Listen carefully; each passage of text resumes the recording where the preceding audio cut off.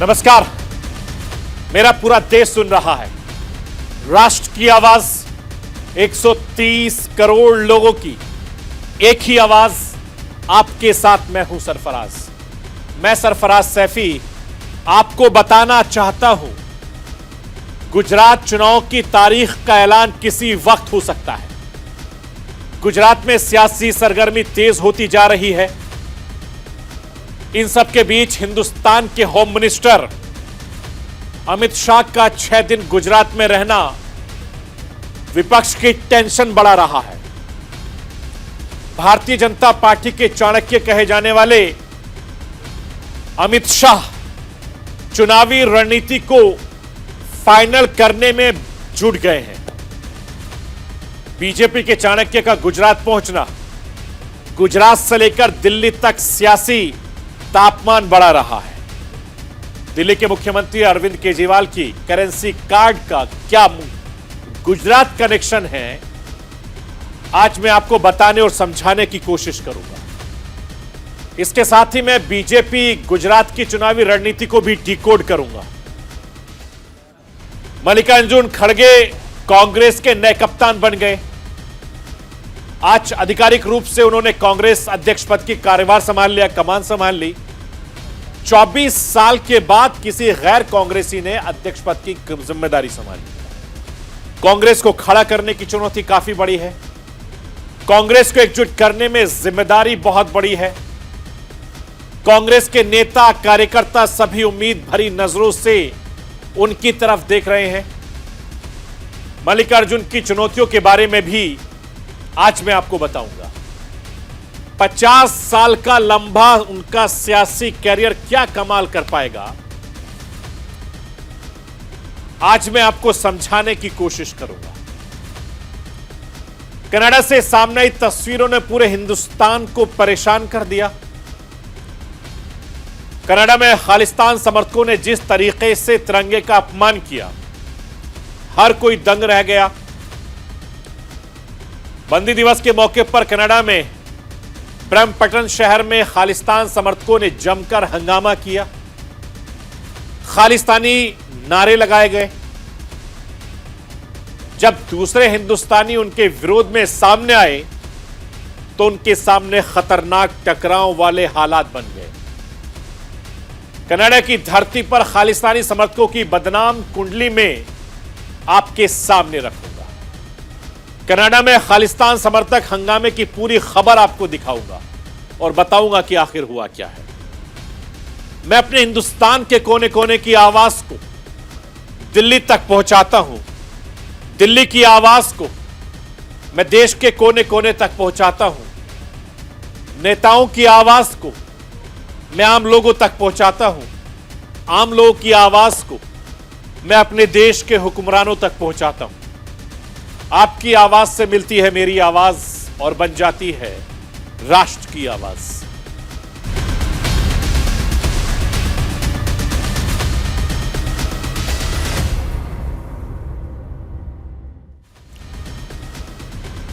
गुजरात चुनाव की तारीखों का ऐलान किसी वक्त हो सकता है।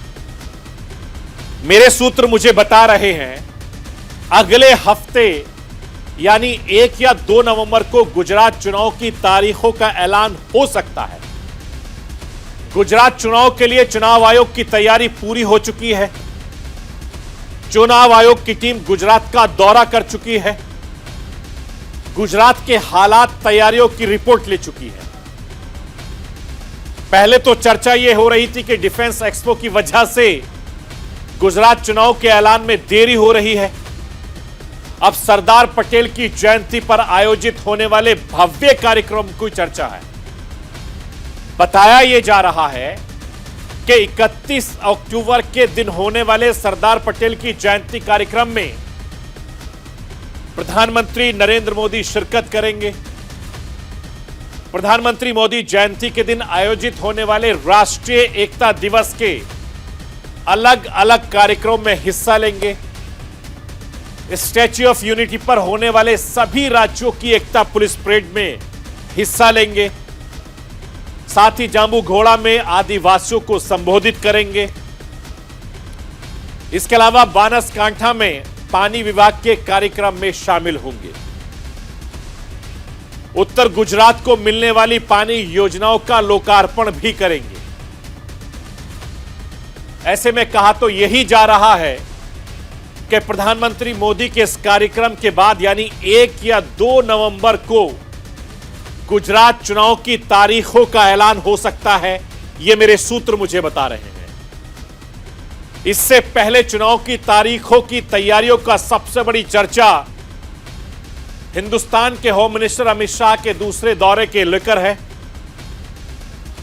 भारतीय जनता पार्टी के चाणक्य कहे जाने वाले होम मिनिस्टर अमित शाह 6 दिनों के गुजरात दौरे पर हैं और यह बड़ी बात है कि होम मिनिस्टर अमित शाह इस 6 दिवसीय दौरे की गुजरात में सियासी हलचल को बढ़ा दिया है। बीजेपी की चुनावी रणनीति पर अमित शाह काम कर रहे हैं। इस वजह से बीजेपी में तो हलचल है ही, कांग्रेस और आम आदमी पार्टी भी अलर्ट मोड पर है। दोनों ही पार्टियां बीजेपी की चुनावी रणनीति पर पैनी नजर बनाए हुए हैं। बीजेपी के चाणक्य की चुनावी रणनीति की काट तलाशना किसी भी राजनीतिक के दल के लिए बहुत बड़ी चुनौती है। मैं राष्ट्र की आवाज के जरिए आपको बताना चाहता हूं, गुजरात में बीजेपी की चुनावी रणनीति के बारे में यह समझाना चाहता हूं। जो कुछ भी जानकारी मेरे सूत्रों के हवाले से मुझे मिल रही है, उसके मुताबिक बीजेपी गुजरात विधानसभा चुनाव में हिमाचल मॉडल को आजमाने में तैयार कर रही है। मौजूदा विधायकों के प्रदर्शन की टिकट के आधार पर बड़ा माना जा रहा है। इसके लिए स्थानीय कार्यकर्ताओं का फीडबैक बहुत महत्वपूर्ण होगा। कार्यकर्ताओं और इलाके के खास लोगों के फीडबैक के आधार पर ही आगामी चुनाव के लिए उम्मीदवारों का फैसला होगा। पार्टी ने इसी फार्मूले के तहत हिमाचल में सीटों का बंटवारा किया है। अब इसे गुजरात में आजमाया जाएगा। इस पूरी प्रक्रिया को आसान बनाने के लिए बीजेपी ने पूरे राज्य में 4 क्षेत्रों में बांट दिया है, जिसमें अहमदाबाद, बड़ोदरा, सूरत, जामनगर। भारतीय जनता पार्टी ने प्रत्येक विधानसभा सीट के लिए पर्यवेक्षक तैनात किए हैं। 27 अक्टूबर, 28 अक्टूबर, 29 अक्टूबर की तारीखों के उम्मीदवारों के चुनाव के लिहाज से बेहद खास होने जा रहा है और लगातार 3 दिन ऑब्जर्वर्स की मैराथन मीटिंग चलती रहेगी। स्थानीय पार्टी कार्यकर्ता और भाजपा के समर्थक प्रभावशाली लोगों से मिलेंगे। कार्यकर्ता और प्रभावशाली लोगों के फीडबैक के आधार पर ही फाइनल रिपोर्ट तैयार की जाएगी और फीडबैक के आधार पर ही पार्टी उम्मीदवारों के नाम का ऐलान करेगी। फीडबैक लेते ही पर्यवेक्षक विधानसभा के मौजूदा विधायक और क्षेत्रों के वाकई भारतीय जनता पार्टी नेताओं के साथ लेकर बनी आम धारणा को टटोलने की कोशिश करेंगे। प्रत्याशियों के लिए क्षेत्र की जनता क्या सोचती है, आम जनता की सोच ऑब्जर्वर के रिपोर्ट की खास होगी। बीजेपी की कोशिश ऐसे उम्मीदवार तलाशने की है जिनकी समाज में अलग पहचान हो, जिनका खुद का अलग से वोटर बेस होना चाहिए। उम्मीदवार ऐसा बिल्कुल नहीं होना चाहिए जो पूरी तरह से पार्टी के काडर के वोट के भरोसे नई रणनीति के तहत यह तय हो। नेगेटिव रिपोर्ट आने पर विधायकों का टिकट भी कटेगा। इसके साथ ही इस बात के संकेत भी मिल रहे हैं कि राज्य की 25% सीटों पर नए चेहरों के चुनाव लड़ने का मौका दिया जाएगा। यह सब इंफॉर्मेशन मेरे सूत्र मुझे बता रहे हैं। मेरे सूत्र यह भी बता रहे हैं कि भारतीय जनता पार्टी का गुजरात मॉडल सबसे अलग है। बीजेपी के सबसे बड़े मोदी ब्रांड के पीछे गुजरात मॉडल का बेस की तरह है। मोदी ब्रांड की चमक से सीधे तौर से जुड़ा है गुजरात मॉडल।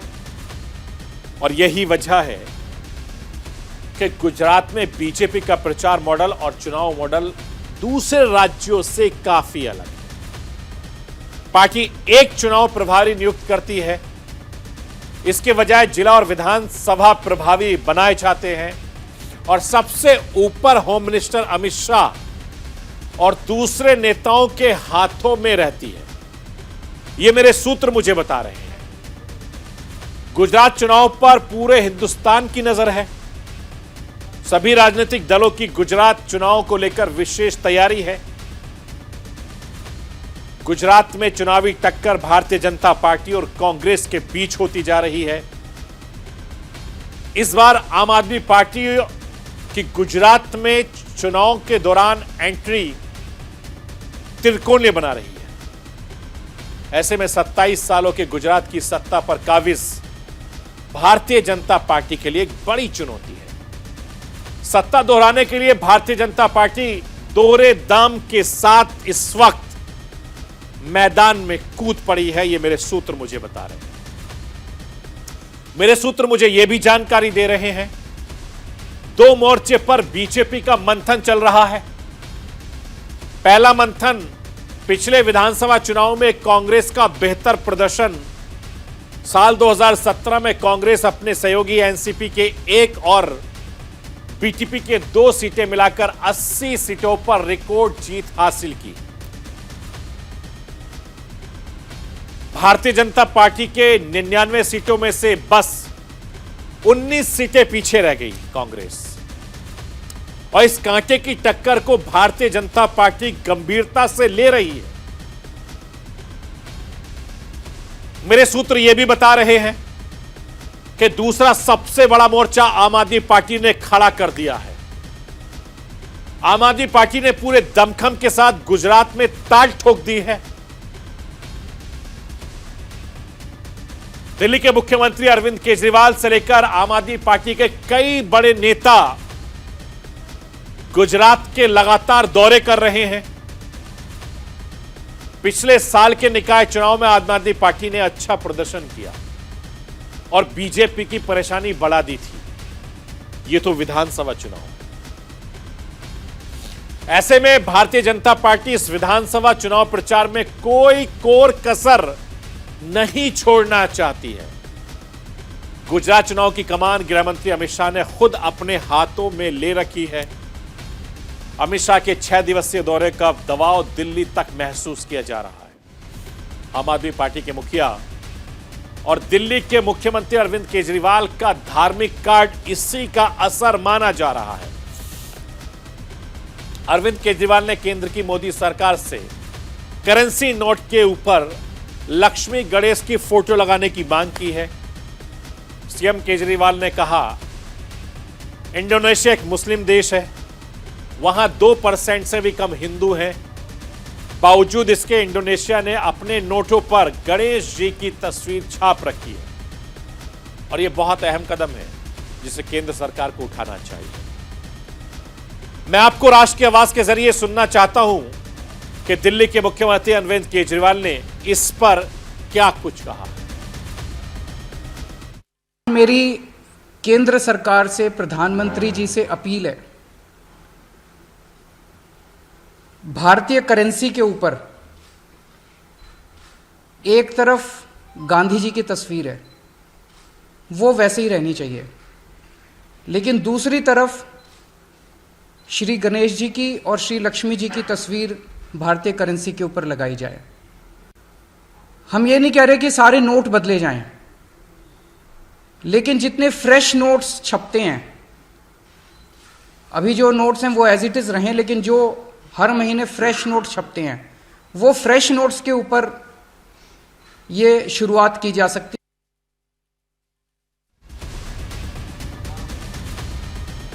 और दिल्ली के मुख्यमंत्री अरविंद केजरीवाल के इस धार्मिक कार्ड की धमक दिल्ली से लेकर गुजरात तक सुनी जा रही है।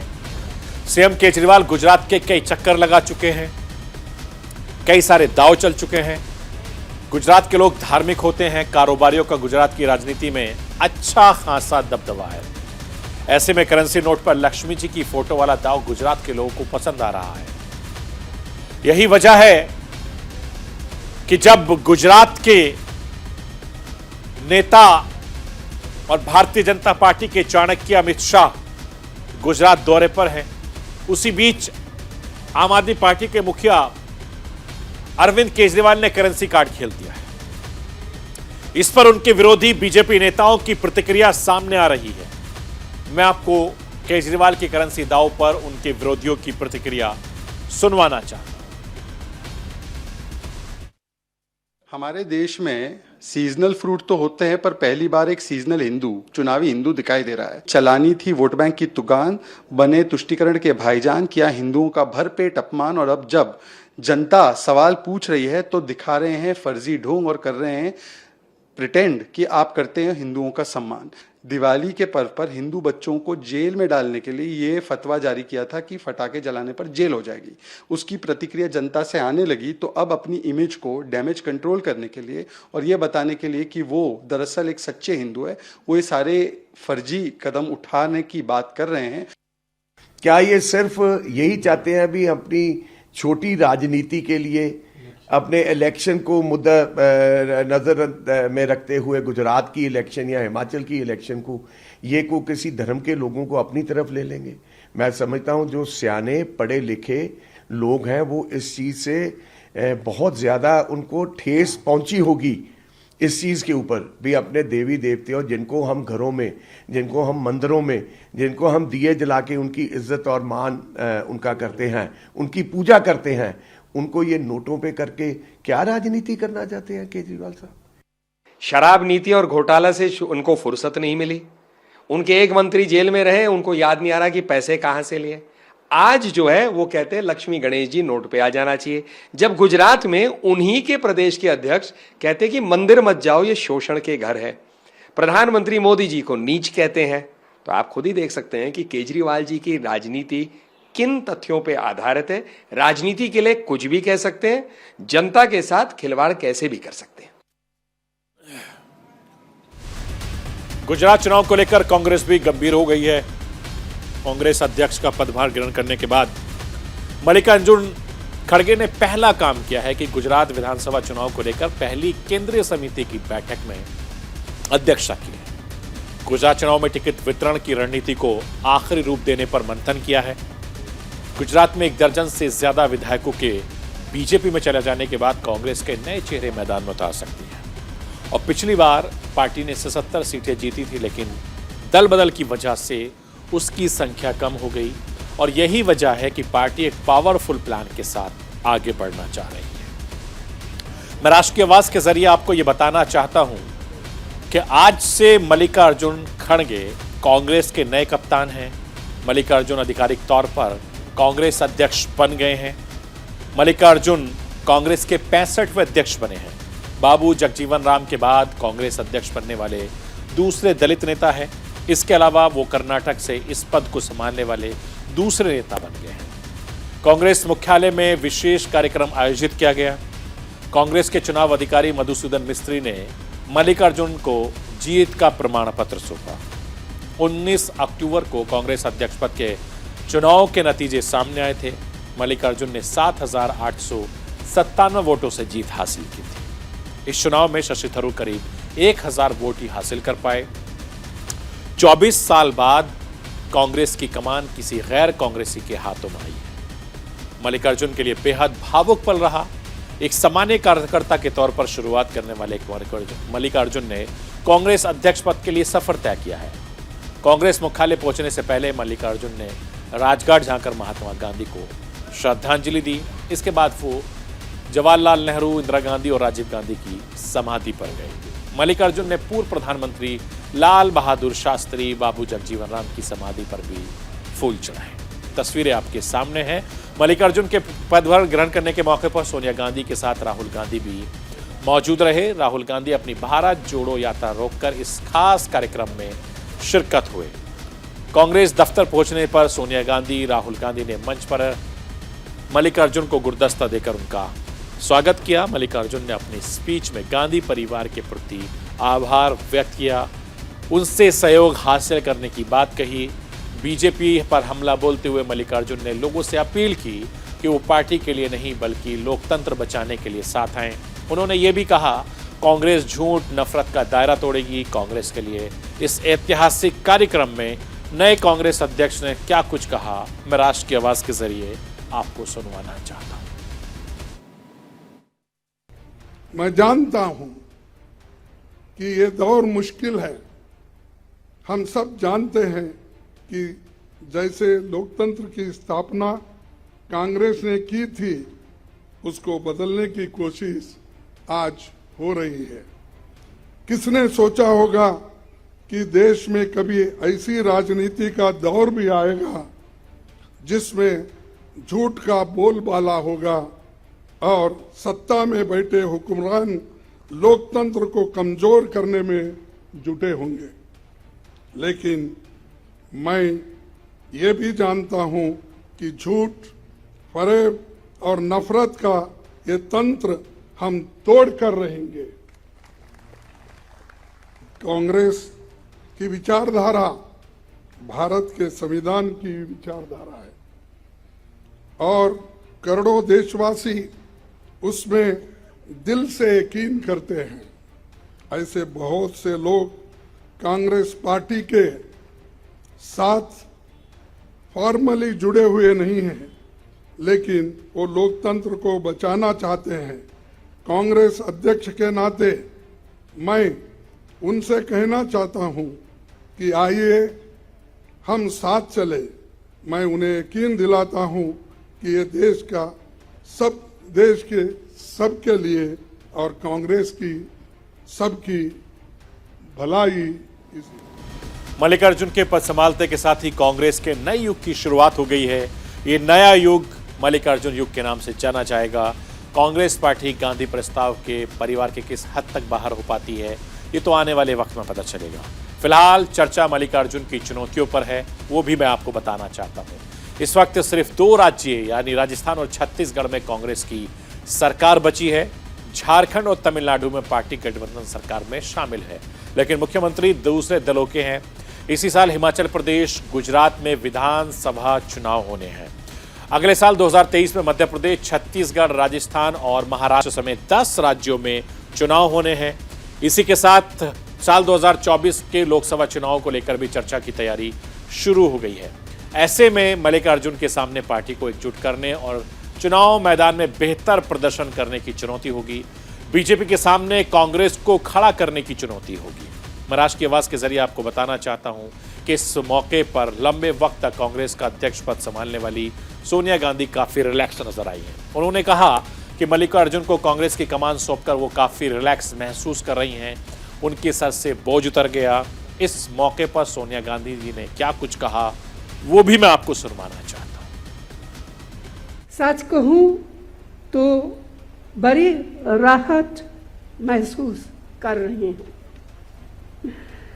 सबसे अधिक संतोष इस बात का है कि अपने अपने विवेक से जिन्हें अध्यक्ष चुना है, वे एक अनुभवी नेता है, धरती से जुड़े हुए नेता है, एक साधारण कार्यकर्ता के रूप में काम करते हुए अपनी निष्ठा से, अपनी मेहनत से, अपनी लगन से और अपने समर्पण से इस ऊंचाई तक पहुंचे हैं।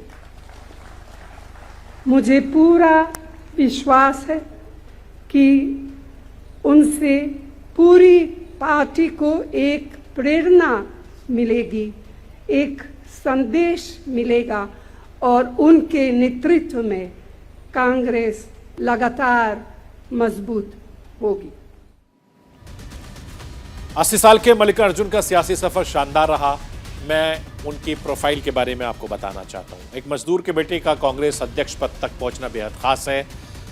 साल 1959 में मल्लिकार्जुन कर्नाटक के गुलबर्गा शहर में अध्यक्ष बने। साल 1972 में 2008 तक 9 बार विधायक बने। साल 2009 से 2019 तक 2 बार लोकसभा के सांसद बने। 2009 से लेकर 2014 तक केंद्र सरकार में मंत्री रहे। साल 2014 से 2019 तक मल्लिकार्जुन लोकसभा में नेता प्रतिपक्ष रहे। साल 2020 से राज्यसभा के सांसद हैं। 2021 से 2022 तक राज्यसभा के नेता प्रतिपक्ष की भूमिका भी निभा चुके हैं। मल्लिकार्जुन ने हर तरह की सियासी लड़ाई की भूमिका बहुत बेहतरीन तरीके से निभाई है। उनको पार्टी से काफ़ी उम्मीद है। कमज़ोर पड़ी कांग्रेस में नई जान फूंकने की उम्मीद है। मैं कांग्रेस के बड़े नेताओं की प्रतिक्रिया राष्ट्र की आवाज़ के जरिए सुनवाना चाहता हूँ। बहुत अच्छा देख रहे हैं आप, कितना उत्साहित है, सारे कार्यकर्ता उत्साहित है और यहीं पर नहीं पूरे देश पे उत्साह की लहर दौड़ गई है कि कांग्रेस ने सिद्ध कर दिया है कि वो पूरी तरह से आमूल चूल रूप से जनतांत्रिक पार्टी है। इसके अंदर में जनतंत्र की आत्मा है। जो आप लोग उम्मीद कर रहे हैं खड़गे साहब से, क्या लग रहा है उम्मीद पूरी वो बहुत मंजे हुए हैं, बहुत अनुभवी हैं, बहुत योग्य हैं और संभालेंगे। भविष्य उज्जवल है कांग्रेस का। खड़गे साहब के आने के बाद जो एक और जोश और उमंग आप देख ही रहे हैं, इतना सीनियर, इतना तजुर्बेकार, ज़मीन से जुड़ा नेता, और इनके नेतृत्व में संगठन और मजबूती से होगा, क्योंकि इनको कार्यकर्ता का इतना बड़ा समर्थन सहयोग है। तो हम सब के लिए बहुत गर्व का क्षण है। हम सब खुश हैं, एक अच्छा लम्हा है और हमें पूरा विश्वास है कि आदरणीय खड़गे जी कांग्रेस पार्टी को जहां उन्हें मिली है उससे बहुत आगे ले जाएंगे। क्या माना जाए, जो मिशन लेकर के उनको कुर्सी पे बैठाया गया, जो जिम्मेदारी मिल रही है, क्या लग रहा है पूरा करेंगे वो? बिल्कुल पूरा करेंगे। उन्होंने पिछले 50 साल में अपनी राजनीति जो शुरू की है उसमें जितने भी कीर्तिमान उन्होंने स्थापित किए हैं, उनका पुराना मतलब अतीत बताता है कि राजनीति में उन्होंने नए नए मानक स्थापित किए हैं। तो मुझे पूरा विश्वास है कि आने वाले दिनों में भी वो देश, कांग्रेस दोनों को बहुत आगे ले जाएंगे। कांग्रेस के तमाम नेता उनकी शान में कसीदे पढ़ रहे हैं, लेकिन देखना दिलचस्प होगा कि मल्लिकार्जुन कांग्रेस कमेटी को कितना खड़ा कर पाते हैं, उनकी उम्मीदों पर कितना खड़ा उतर पाते हैं। और सबसे बड़ी चुनौती उनके सामने सीनियर नेता वर्सेस जूनियर नेताओं के तालमेल बिठाने की होगी, जो लंबे वक्त से महसूस की जा रही है। इससे जुड़ा जो भी अपडेट होगा मैं राष्ट्र की आवाज के जरिए आपको देता रहूंगा। राष्ट्र की आवाज में रुकूंगा एक छोटे से ब्रेक के लिए। ब्रेक के बाद जब वापस आऊंगा तो आपको बताऊंगा कि ऋषि सुनक किस तरीके से सरकार बनाने में जुट गए हैं।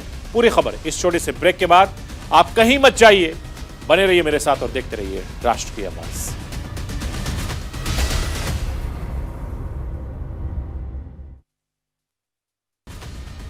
कनाडा से आई सामने एक तस्वीर ने पूरे हिंदुस्तान को परेशान कर दिया। कनाडा में खालिस्तान समर्थकों ने जिस तरीके से तिरंगे का अपमान किया है, हर कोई दंग रह गया।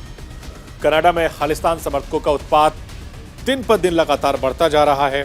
कनाडा में खुलेआम हिंदुस्तान के खिलाफ खालिस्तान समर्थकों का अभियान कई सवाल खड़े कर रहा है।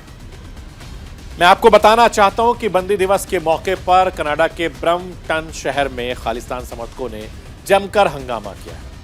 खालिस्तानी नारे लगाए गए। जब दूसरे हिंदुस्तानी उनके विरोध में सामने आए तो उसके साथ खतरनाक टकराव वाले हालात बन गए। आप भी देखिए, समझिए।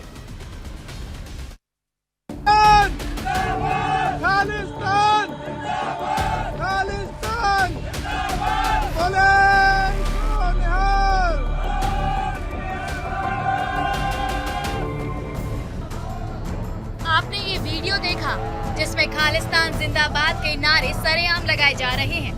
भले ही ये वीडियो 7 समंदर पार कनाडा का है, लेकिन इस वीडियो से ये साफ है कि कहीं ना कहीं भारत विरोधी ताकतें गुपचुप तरीके से अपना काम कर रही हैं और अपने मंसूबे को जाहिर करने के लिए खास मौकों पर अपना मुंह मान से निकाल कर बाहर आते हैं और भारत विरोधी जहर उगलने का काम करते हैं। इतना ही नहीं, भारत विरोधी और भारत माता के खिलाफ अभद्र नारेबाजी भी की जाती है।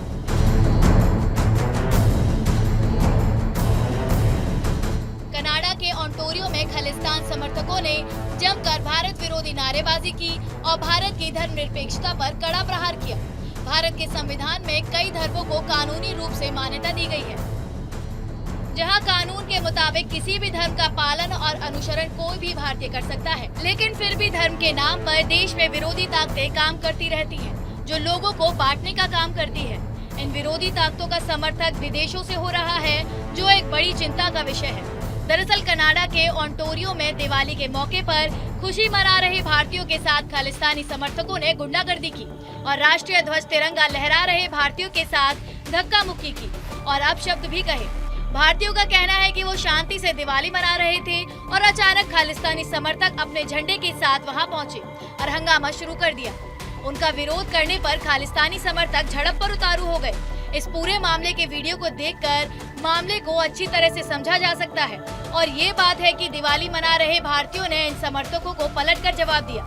लेकिन जिस तरह से ये खालिस्तानी समर्थक अपनी पूरी तैयारी के साथ खालिस्तान के समर्थक में नारे लगा रहे थे, उससे ये साफ जाहिर होता है कि भारत में खालिस्तान पर गुपचुप एजेंडा चलाने वाले अपने मंसूबों में कामयाब नहीं हो पा रहे हैं। लेकिन इसे लेकर कनाडा में पूरी प्लानिंग अंदर खाने चल रही है, जो वक्त आने पर अपनी मौजूदगी और अपने मकसद को जाहिर करने में जरा भी देरी नहीं कर रहे हैं और पूरी योजना के साथ अपने इरादों को जग जाहिर करने में जुट गए हैं। भले ही मौके पर कनाडा की पुलिस मौजूद रही हो, लेकिन इन खालिस्तानी समर्थकों के खिलाफ कोई सख्त कार्रवाई यहाँ नहीं की गई और पुलिस सिर्फ मामले को शांत कराने और बीच बचाव करते हुए दिखी। विदेश में खालिस्तान के समर्थक में लगे ये नारे भारत के लिए चिंता का विषय है, जिसे लेकर राजनीति गर्मा रही है। साथ ही कनाडा सरकार से इस मामले में कार्रवाई करने की मांग की जा रही है। कनाडा की सरकार को अपने यहाँ जो खालिस्तानी एलिमेंट्स हैं उनको तुरंत चेक करना पड़ेगा। ये निरंतर वहाँ पर अपनी गतिविधियाँ कर रहे हैं। अभी हाल में रेफरेंडम के तरीके से उन्होंने वहाँ पर खालिस्तानियों को प्रोत्साहन दिया। छोटा नंबर है जो खालिस्तान की बात करता है। खालिस्तान की बात इनको अगर आप देखें, जो ये लोग वहाँ पर डेमोन्स्ट्रेशन कर रहे थे तो हंस रहे थे। छोटे छोटी उम्र के लड़के, उनको पता ही नहीं खालिस्तान क्या मांग रहा है, किस चीज के ऊपर है।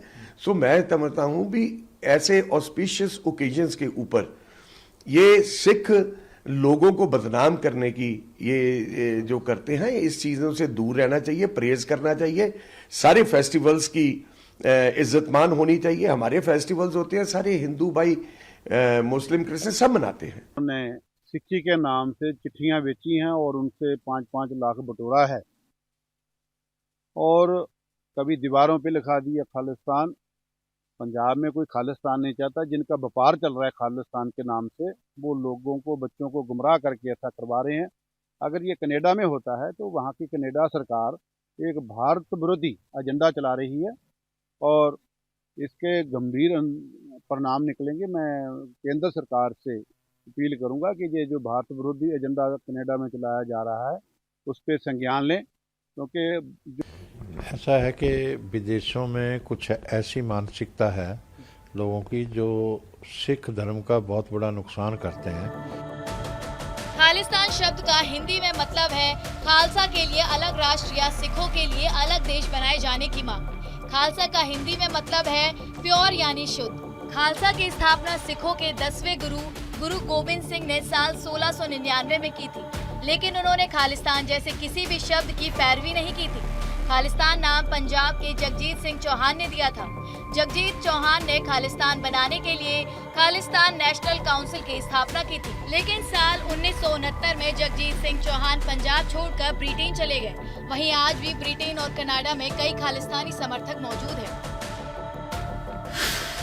खालिस्तान यानी खालसा के लिए अलग राष्ट्र, खालसा यानी शुद्ध या प्योर। गुरु गोबिंद सिंह ने की थी खालसा की स्थापना। 1699 में सिखों के 10वें गुरु ने की थी खालसा की स्थापना। पंजाब के जगजीत सिंह चौहान ने दिया खालिस्तान का नाम। खालिस्तान नेशनल काउंसिल की जगजीत ने की स्थापना। 1669 में पंजाब छोड़ ब्रिटेन चले गए जगजीत सिंह चौहान। ब्रिटेन और कनाडा में आज भी मौजूद है खालिस्तान समर्थक। आइए आपको बताते हैं आखिर खालिस्तान बनाने की ये मांग कब और क्यों उठी। क्या वो हालात रहे जब सिखों को अपने लिए अलग राष्ट्र की जरूरत महसूस होने लगी। ये मसला शुरू होता है आजादी के वक्त से, जब 15 अगस्त 1947 को हमारा देश आजाद हुआ था और 2 हिस्सों में बंट गया था। इसी के साथ बटा था पंजाब सूबा, जिसका बड़ा भाग पाकिस्तान के पास चला गया और कुछ हिस्सा हिंदुस्तान के पास बचा। बंटवारे के दौरान हिंदुओं और मुस्लिमों को जान माल का बहुत नुकसान हुआ, लेकिन कहा जाता है बंटवारे के दौरान सबसे ज्यादा नुकसान भारत के सिखों को और नए नए बने पाकिस्तान के सिखों को हुआ था। लाहौर जो कभी सिख साम्राज्य की राजधानी था, वो बंटवारे के बाद मुस्लिम देश पाकिस्तान में चला गया। इससे आहत होकर फुसफुसाहट में ही सही सिखों में भी अलग राष्ट्र की मांग जोर पकड़ने लगी थी। पंजाबी भाषी लोगों के लिए अलग राज्य की मांग की शुरुआत पंजाबी सूबा आंदोलन हुई थी। ये पहला मौका था जब पंजाब को भाषा के आधार पर अलग दिखाने की कोशिश हुई थी। इसी दौरान अकाली दल का जन्म हुआ था और कुछ ही वक्त में इस पार्टी ने बेशुमार लोकप्रियता हासिल कर ली। अलग पंजाब के लिए जबरदस्त प्रदर्शन शुरू हुए और आखिर में 1966 में ये मांग मान ली गई। भाषा के आधार पर पंजाब, हरियाणा और केंद्र शासित प्रदेश चंडीगढ़ की स्थापना हुई। इसके बाद आनंदपुर साहिब रेजोल्यूशन के नाम पर कई मांगे उठाई गई थी, जिसमें हरियाणा में पंजाबी भाषी या सिख बाहुल्य जिलों को पंजाब को देने की मांग थी। वहीं चंडीगढ़ को पूरी तरह पंजाब को देने की मांग की गई थी। वहीं पंजाब भूमि सुधार और औद्योगिकरण को लेकर मांग रखी गई थी। वहीं अपनी मांगों में पूरे देश में गुरुद्वारा समिति का निर्माण करने की बात कही गई। वहीं भारतीय सेना में सिखों की भर्ती ज्यादा से ज्यादा करने की मांग आनंदपुर साहिब रेजोल्यूशन के नाम पर उठाई गई थी। हालांकि इस मांग को तत्कालीन प्रधानमंत्री इंदिरा गांधी ने ये कहते हुए खारिज कर दिया था कि ये देशद्रोही मांगे हैं। उन्होंने कहा था कि ये कोई ऑटोनॉमी की मांग नहीं है, बल्कि उसकी आड़ में अलग देश की संरचना बनाने की योजना है। साल 1980 से 1984 के बीच पंजाब में आतंकी हिंसाओं ने जबरदस्त उछाल आया। इन्हीं दिनों भिंडरावाला सुर्खियों में आया और अमृतसर के स्वर्ण मंदिर को अपना ठिकाना बना लिया। भिंडरावाला सरकार के लिए सिरदर्द बनने लगा और इंडियन आर्मी ने ऑपरेशन ब्लू स्टार को अंजाम दिया और स्वर्ण मंदिर के अंदर 6 जून 1984 को भारी गोलाबारी के बाद जनरल सिंह भिंडरावाला का शव बरामद किया गया। 7 जून 1984 को स्वर्ण मंदिर पर भारतीय सेना का नियंत्रण हो गया। कहा जाता है ऑपरेशन ब्लू स्टार से आहत होकर तत्कालीन प्रधानमंत्री इंदिरा गांधी की हत्या कर दी गई। साथ ही ऑपरेशन ब्लू स्टार को अंजाम देने वाले AAS वैद्य की हत्या को भी अंजाम दिया गया, जिसकी जिम्मेदारी खालिस्तान कमांडो फोर्स ने ली थी। वहीं 21 अगस्त 1995 में पंजाब के तत्कालीन CM बेहन सिंह की भी हत्या कर दी गई। कहा यह भी जाता है कि इन तमाम वारदातों के पीछे खालिस्तान की मांग को और मजबूत करना था। सुर्खियों में आया जर्नैल सिंह भिंडरावाला का नाम। भिंडरावाला ने स्वर्ण मंदिर को बनाया अपना ठिकाना। इंडियन आर्मी ने ऑपरेशन ब्लू स्टार को दिया अंजाम। 6 जून 1984 को जर्नैल सिंह भिंडरावाला का मिला शव। 7 जून 1984 को स्वर्ण मंदिर पर भारतीय सेना का नियंत्रण। 31 अक्टूबर 1984 को तत्कालीन PM इंदिरा गांधी की हत्या। ऑपरेशन ब्लू स्टार को अंजाम देने वाले AAS वैद्य की हत्या। खालिस्तान कमांडो फोर्स ने ली AAS वैद्य की हत्या की जिम्मेदारी। 31 अगस्त 1995 में पंजाब के तत्कालीन CM बेहन सिंह की हत्या। बम धमाके में करीब 15 से ज्यादा लोगों की गई जान। कनाडा में ये कोई पहला मामला नहीं है जब खालिस्तान के समर्थक में खुलकर लोग सामने आए हैं। इससे पहले कनाडा में टोरंटो में बने स्वामी नारायण मंदिर में तोड़फोड़ की गई थी और मंदिर की दीवारों पर खालिस्तान जिंदाबाद के नारे लिखे गए थे, जिसके बाद कनाडा में रह रहे हिंदू समुदायों ने आरोपियों के खिलाफ सख्त कार्रवाई की मांग की थी। वहीं कनाडा में भारतीय उच्च आयोग ने कनाडा सरकार से सख्त कार्रवाई की मांग की थी। वहीं इसी साल 18 सितंबर को ओंटारियो के ब्रैम्पटन में ही सिक्स फॉर जस्टिस नाम के खालिस्तान समर्थक गुट ने खालिस्तान जनमत संग्रह कराया था, जिसकी तस्वीरें सोशल मीडिया पर भी शेयर की गई थी। लेकिन जानकारों का कहना है कि कनाडा में रह रहे सिखों की राय इसे लेकर बटी हुई है, जिसे बड़े तबके के लिए दिखावा बताया जा रहा है, तो वहीं एक तबका इसे कनाडा में रहने वाले सिखों और पंजाब की आजादी का समर्थन करने वालों की अभिव्यक्ति की आजादी का हनन बता रहे हैं। अब चाहे जो भी हो, खालिस्तान की मांग भारत से बाहर जोर पकड़ रही है और दिवाली पर अपने इस प्रदर्शन को लेकर इस पूरी योजना के साथ भड़काऊ संदेश देने की कोशिश की गई है, जिसे लेकर भारत को सतर्क और कनाडा सरकार को इस पर कार्रवाई करने की जरूरत है। Bureau report, news India. Rishi Sunak Britain के प्रधानमंत्री बनते ही एक्शन मोड में आ गए हैं। ब्रिटेन के लोगों से जो वादे किए उन वादों को पूरा करने में ऋषि सुनक इस वक्त जुट गए। ऋषि सुनक अपने ब्लूप्रिंट पर आगे काम कर रहे हैं। ब्लूप्रिंट उन्होंने तैयार कर लिया है। मैं आपको बताना चाहता हूं कि ऋषि सुनक ने अपने कैबिनेट के गठन भी कर लिया है। कौन कौन सी शख्सियत उनके कैबिनेट का हिस्सा बन रही है, उनके नामों का ऐलान भी कर दिया है। सुनक ने भारतीय मूल की सुएला को भी अपने कैबिनेट में शामिल किया है।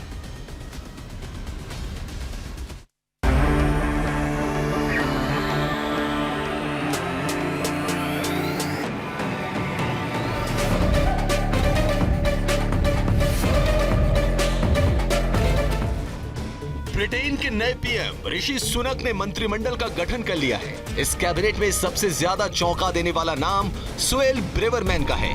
जहां अपनी नई कैबिनेट में ऋषि सुनक ने भारतीय मूल की सुएला ब्रेवरमैन को फिर से जगह दी है और उनकी गृह मंत्री के तौर पर मंत्रिमंडल में वापसी हुई है। लिज ट्रस ने पीएम बनने के बाद उनको ये जिम्मेदारी सौंपी थी। हालांकि निजी ईमेल से सरकारी दस्तावेज भेजने के चलते उन्हें त्यागपत्र देना पड़ा था। इतना ही नहीं, ब्रेवरमैन ने भारतीयों के खिलाफ बयान भी दिया था, जिस वजह से उन्हें पद से इस्तीफा देना पड़ा था। लेकिन सुनक ने ब्रेवरमैन को दोबारा अपने मंत्रिमंडल में शामिल किया। इसके साथ सुनक ने 2 अन्य महिलाओं को अपने मंत्रिमंडल में जगह दी है, जिनके नाम है गिलियन कीगन और मॉर्डंट। पेनी मॉर्डंट को हाउस ऑफ कॉमन्स के नेता के रूप में फिर से नियुक्त किया गया है। साथ ही वो प्रिवी काउंसिल के पीठासीन अधिकारी के रूप में फिर से परिषद के लॉर्ड अध्यक्ष की भूमिका भी ग्रहण करेंगी। सुनक ने अपनी नई कैबिनेट में जेम्स क्लेवर्ली को भी जगह दी है। क्लेवर्ली इससे पहले ट्रस के मंत्रिमंडल में भी शामिल थे। अब सुनक ने भी उन पर भरोसा जताया है। उन्हें एक बार फिर विदेश सचिव नियुक्त किया गया है। जेम्स के साथ साथ बोरिस जॉनसन की सरकार में डिप्टी पीएम रहे डोमिनिक राब एक बार फिर अपना वही पद हासिल करने में कामयाब रहे हैं। सुनक की सरकार में भी डोमिनिक राब डिप्टी पीएम की जिम्मेदारी संभालेंगे। उन्हें न्याय सचिव की भूमिका भी दी गई है। इस तरह बेन वेलेस ने भी अपना रक्षा सचिव वाला पद बचा लिया है। सुनक ने भी अपनी कैबिनेट में उन्हें बरकरार रखा है।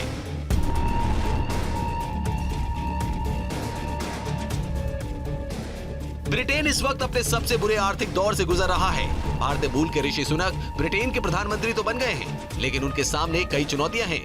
ऋषि सुनक ने ब्रिटेन के 57वें प्रधानमंत्री के तौर पर कार्यभार संभाला है। बोरिस जॉनसन के इस्तीफे के बाद से लेकर अब तक यूनाइटेड किंगडम में आर्थिक संकट में किसी तरह का कोई बदलाव नहीं आया है।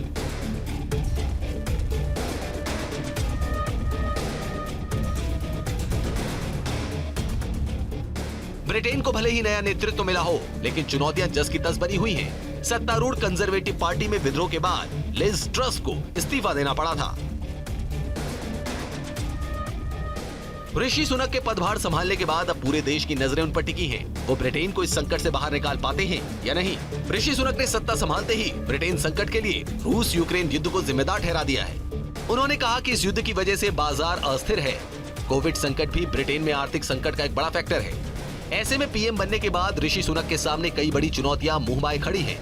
अगर ब्रिटेन की सत्ता पर बने रहना है तो सुनक को इन समस्याओं का निदान करना होगा। सुनक के सामने नेशनल हेल्थ सर्विस को सुधारने की जरूरत है, जहां प्राइवेटाइजेशन के मुकाबले पब्लिक हेल्थ पॉलिसी को लेकर अच्छी नीति बनाने की जरूरत है।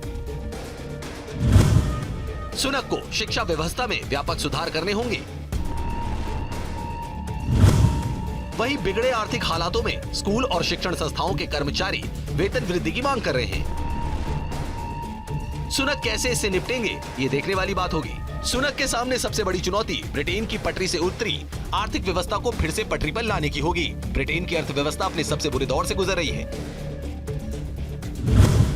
वहीं नए पीएम सुनक के सामने अपने देश में आम लोगों को सुरक्षा और सुरक्षित सड़कें देने की चुनौती भी हावी होगी। ब्रिटेन में हाल के दिनों में आपराधिक घटनाएं बढ़ी हैं। सड़कों पर पुलिस कर्मियों की नियुक्ति, जेलों का निर्माण और सुरक्षा व्यवस्था पर बड़ी खर्चे की जरूरत है।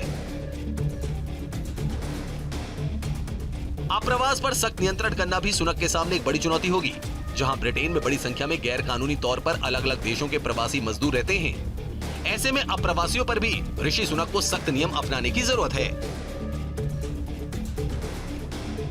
भारतीय मूल के ऋषि सुनक ने ब्रिटेन की कंजर्वेटिव पार्टी के नए लीडर के चुनाव में बाजी तो मान ली, लेकिन मंद आवाज में उनके खिलाफ विरोध भी हो रहा है। और विरोध की वजह है उनकी अपार संपत्ति, जो ब्रिटेन के किंग चार्ल्स III से भी दोगुनी है। जानकारी के मुताबिक ऋषि सुनक और उनकी पत्नी अक्षता मूर्ति के पास 73 करोड़ पाउंड यानी 6,818.93 करोड़ रुपए हैं और किंग चार्ल्स III का नेटवर्थ केवल 38.85 करोड़ पाउंड यानी कि 3,628.89 करोड़ रुपए ही है। ब्रिटेन के इतिहास में पहली बार होगा कि जब 10 डाउनिंग स्ट्रीट के पीएम हाउस में बकिंगम पैलेस की तुलना में ज्यादा अमीर बैठे होंगे। ऐसे में सुनक के सामने चुनौतियों का अंबार है। देखने वाली बात यह होगी कि ऋषि सुनक ब्रिटेन की खस्ता हाल इकोनॉमी को कैसे पटरी पर लाते हैं, जबकि उनकी सलाहियत से ब्रिटेन पूरी तरह से वाकिफ है। Bureau report, news India. तो ये थी राष्ट्र की आवाज। बाकी खबरों के लिए आप बने रहिए न्यूज इंडिया के साथ। कल रात 9 बजे फिर होगी आपसे मुलाकात।